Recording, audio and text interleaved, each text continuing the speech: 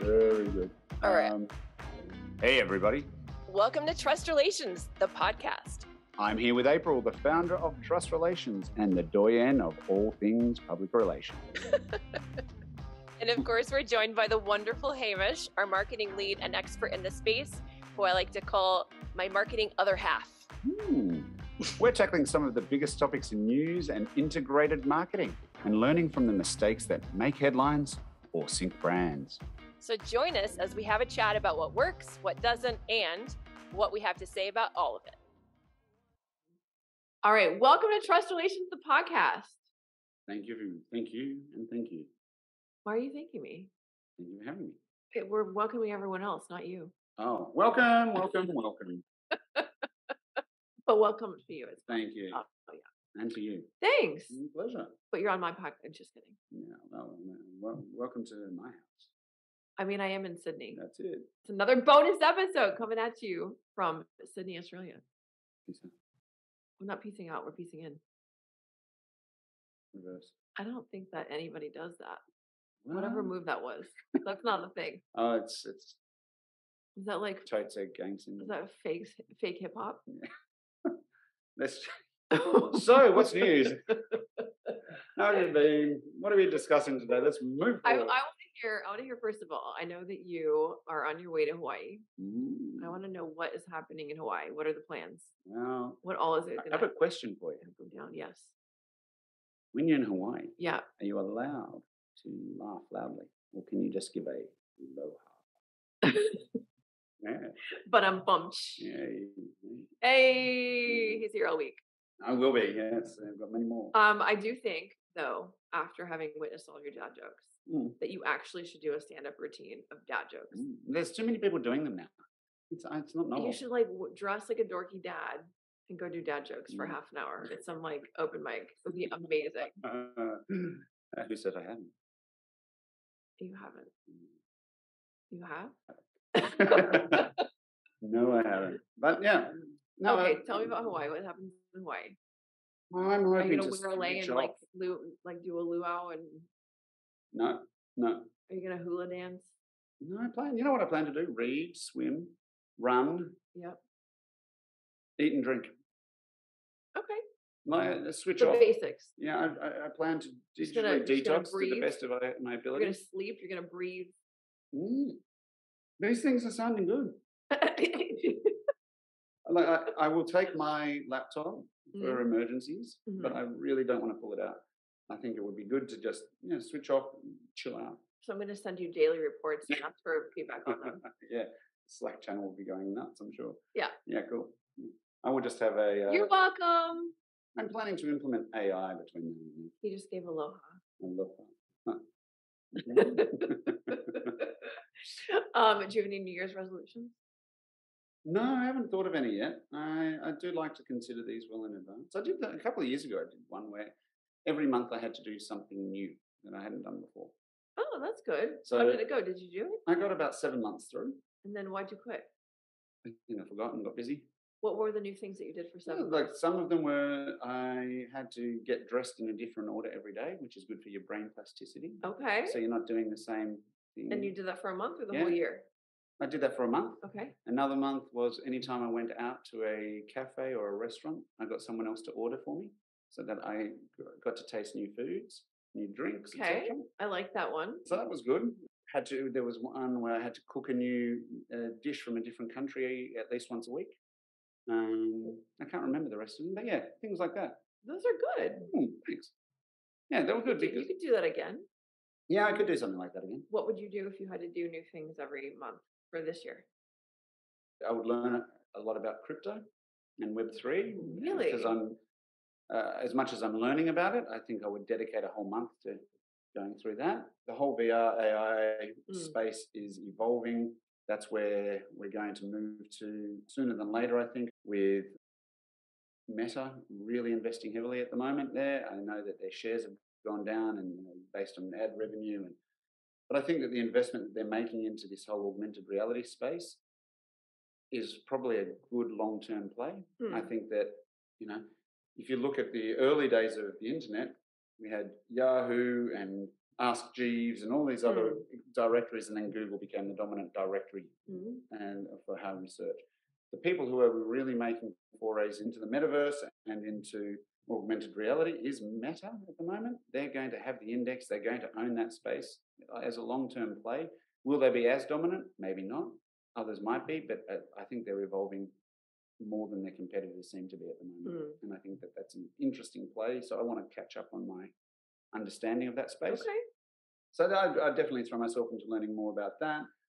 I'd probably do a whole month of swimming a couple of times a week because I like swimming, but I'm not a good You distance. mentioned that you should be more swimming. Yeah, I'm not a good good. I can swim and I'm strong enough, but I'm not good at doing laps. Okay. I know it's very good for you. So What's your stroke of choice? Freestyle. Like It matches my rapping. Yeah, we saw the fake hip hop happen earlier. I've got to an age now. No, you're young and spring chicken. I am, but I think I've got to an age where I realise that what you do for New Year's resolution should be about improving yourself, not in the short term, but for the longer term gain. And I think I'm going to lose weight, or I'm going to stop drinking, I'm not going to do. Those things are very now focused. They're not future focused on how I'm going to improve life for the long term. I would like to, I think as I get older, do things which improve my brain plasticity, improve my understanding, improve the world, whatever it might be. So that's what I do. Last question. Last question for you. Yeah. What book are you, or books are you reading in Hawaii? If you have recommendations, send them over. Okay, I do. I have some fun ones. Okay. What kind of books do you want to read?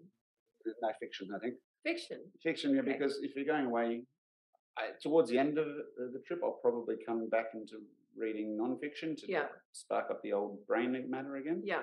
But before that, it's all about switching off. Okay, for non-fiction, what do you want? Like a business book? Are you going to have finished your book? Are you going to throw it my way and I can read it? Let's see. There we go. See what I did there? Yeah. Reverse the pressure. I know. Because I've been like drilling him. Hamish. Flip card. Your turn. Well, now that we talked all about you, should we get into the actual episode? Yeah, let's do it. Okay, so today I thought in our campaign and news analysis, we could talk about something that's not that new, but I think is really interesting, which was Tropicana toothpaste. Yes. So do you want to tell people what the hell I'm talking about? Yes. So Tropicana has... Tropicana? Tropicana? What are you saying? Tropicana? Tropicana. How did you say it? Tropicana. Tropicana. Tropicana what?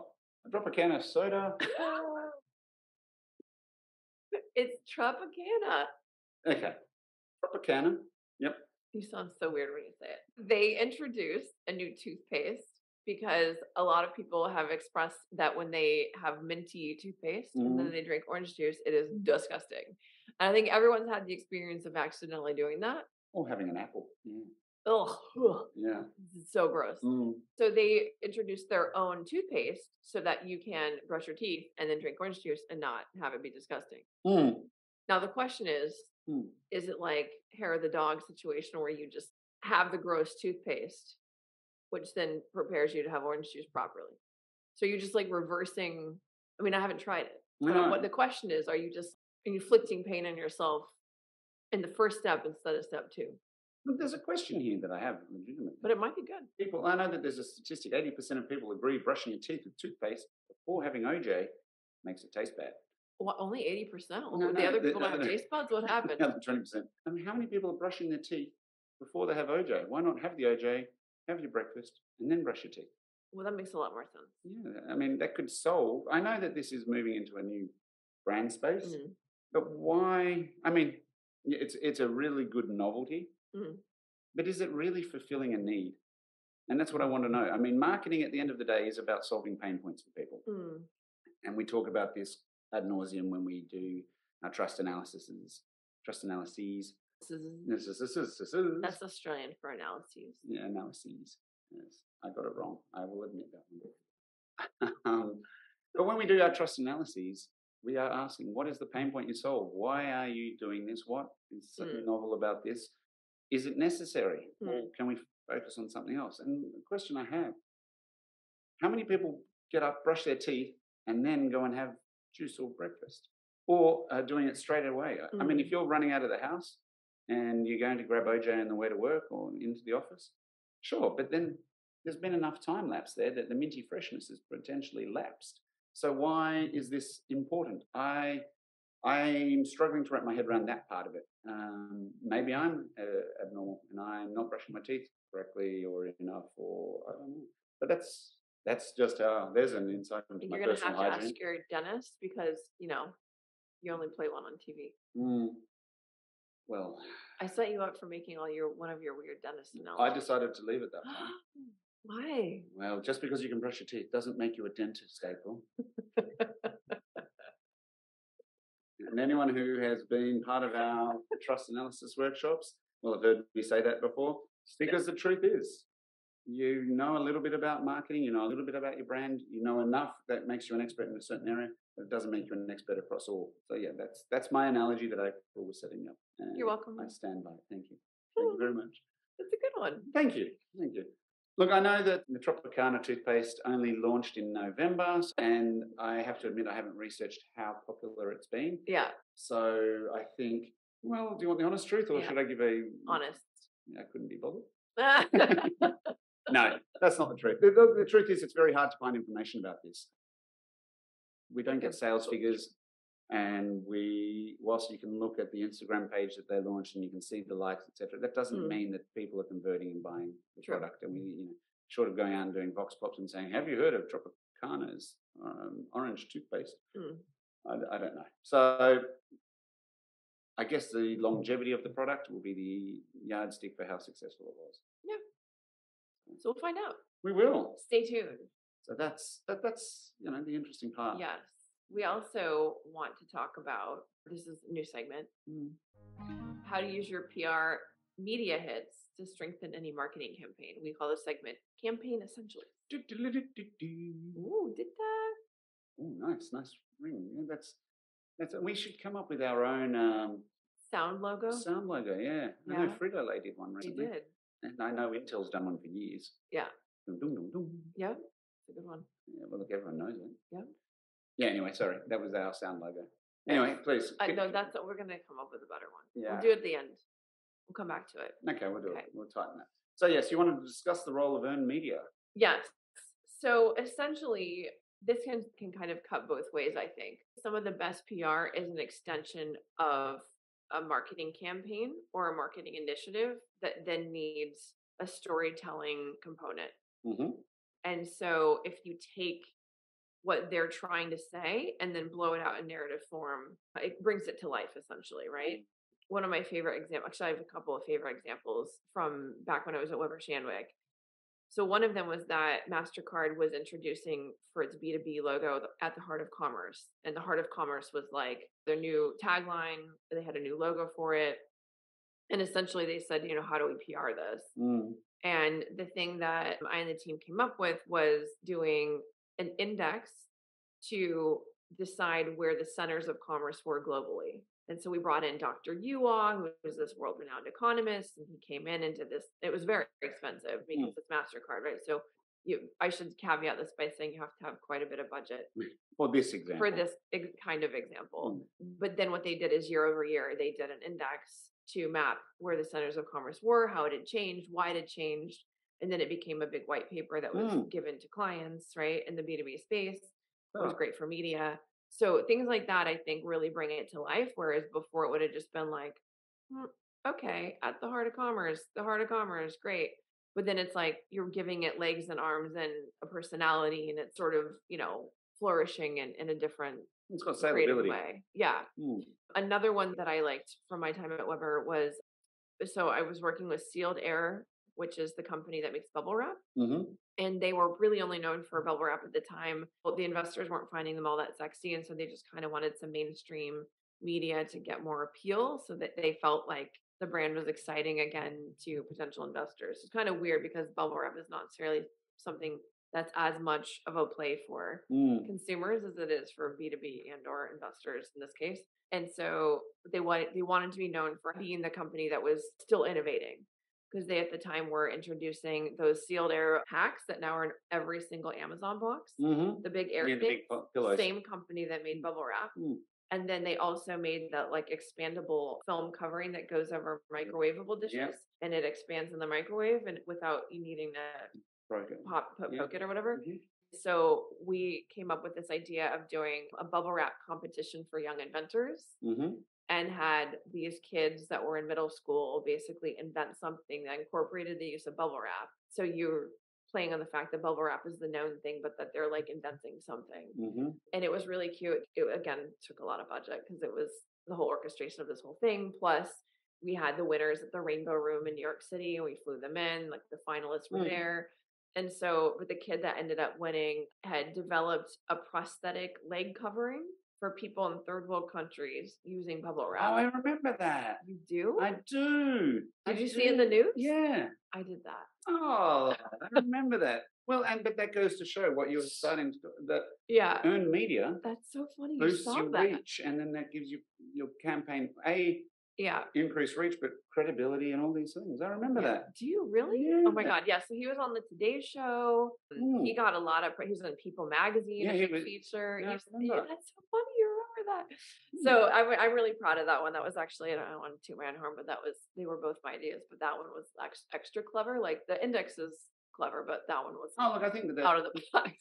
But this is the thing, and I think what you're saying that I want to segue for you for a second, is that both these things that you've spoken about show that the role of PR can't be a set and forget or 3-month program. Yeah. These are longer programs, and PR can't just be, turn on the dial, turn it off, we've got what we need. It's often, like other marketing levers, a long burn that takes time.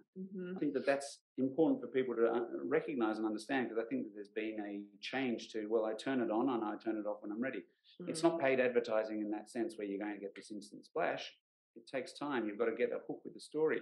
And that's the thing. You need the strategy underpinning it. Yeah. And I know an example. And some of it you have to have good luck too, right? Like this was a kid that his parents were missionaries. So he spent a bunch of time in third world countries and saw the need for this and then worked with, and then like they knew somebody that had a prosthetic leg. And so it was like. He molded it and did everything. Yeah, he worked with the. I remember. I really do. I'm flattered. That's cool though. But so sorry, I cut you off. But it does sometimes take a stroke of luck as well. Oh, of course it does. Not everything is just because it's an idea doesn't mean like somebody like what I landed in terms of the entries was stellar, right? But it could have been like it could have gone either way. Something stupid. I love it. I remember it, but others might not. And what's your favorite piece of art? Who's your favorite artist? Yeah. It's not always going to be mine, and that's why art is subjective, and it's the same with this because it is an art, it is a science, it is a mix between. But I remember, there was an Australian one where, the 3M post-it notes. Shout out to an old colleague of mine, Drew, who worked on this campaign, I know, where they got the 3M post-it notes and were saying these are so resilient, so tough that they'll stick on anything. And they put it on a weather balloon and sent it up into the stratosphere and put a camera on it with everything. And then it came back down to the ground and it was still stuck on there. So showing that, it can go to space and beyond and come back. And I know that it got the coverage it deserved as well because it had got a fun element to it. Didn't take them long to do necessarily, but you do have to have people who are willing to invest in it, who have got the idea, can see the vision in it and know that this has got an angle to it. So I think that it's interesting that from the point of view that people should realize that it takes longer and that it will actually help shift and move your marketing to a higher place if you execute it well. Yeah, for sure.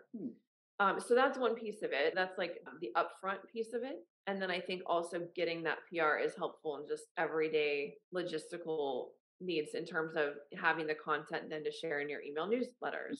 It's helpful for social media posts, right? Then you suddenly, oh, look at us. We were in People Magazine or we were on the Today Show. I mean, it's a lot more compelling social content. Yeah. And then it makes for more compelling, if you have collateral or if you've got a website where you're featuring these things as well. So, I mean, it does feed back into the machine too. So it can kind of work either an amplification of a campaign or an idea. Oh, absolutely. But it can also just be, sort of basic necessity when it comes to do the other pieces of marketing. And even for SEO, right? Yeah, absolutely. Can really drive up somebody's online presence. Well, this is the thing. I mean, you look at a number of articles we reference and talk about where they reference the hashtags that are in use or things like that. And by getting it in the press and they're driving to hashtags that they've created, which stand out for them, people then go and search for those. And so therefore their SEO has been done for them by virtue of the fact that they got something in the media. And if you can then insert key terms which are relevant to your brand and make sure that they're picked up by the media, you're right. Then your SEO lasts longer.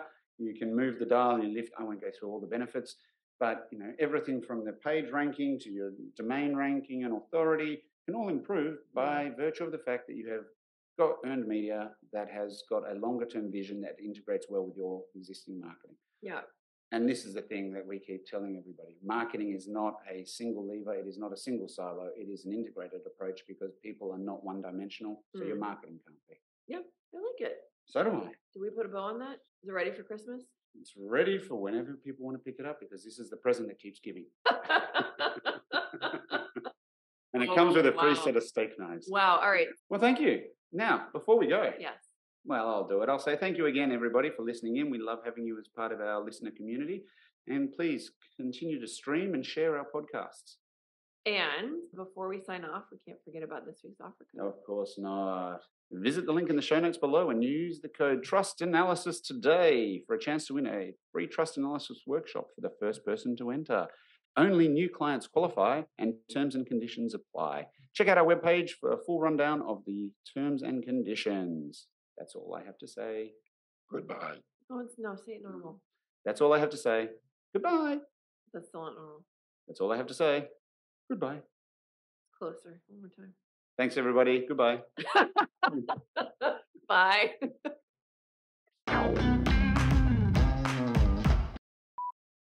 So I think we have to end this with our sound logo. Shh. Is that it? It's all you need. Shh. What do you think? I like it. It's like the Nike swoosh. Oh, no, now you've ruined it. Oh, no. All right, try again. Now we have to come up with a new one because we can't be like the Nike swoosh. I mean, doesn't it sound like a Nike swoosh? Did they have a sound? Wait, what's our brand as a podcast? We're like taking over the world? Helping. We're informing. We're informative. Authentic. We are authentic. We are authentic. Informative. Yeah. And insightful. And insightful. So what would that sound like? That sounded like Tropicana. Like you just drank orange juice and are like ready to go to the gym. Yeah, I'm ready. My teeth feel clean. Okay, we're going to work on this sound logo. Yeah? One more try. Third time's the charm. You got something? Oh, I have to do it. You can do it too. Ding, ding. Yeah, that sounds like Intel. I know. Maybe this is why people put time and effort into coming up with logos. Oh, so what you're saying? We're rushing we're rushing the process. We're also not dentists. Yeah, that's right. We're not dentists. Okay, we'll come back to you with a sound logo. Yeah, we'll work on this and do this properly. Okay, we'll record it. Okay.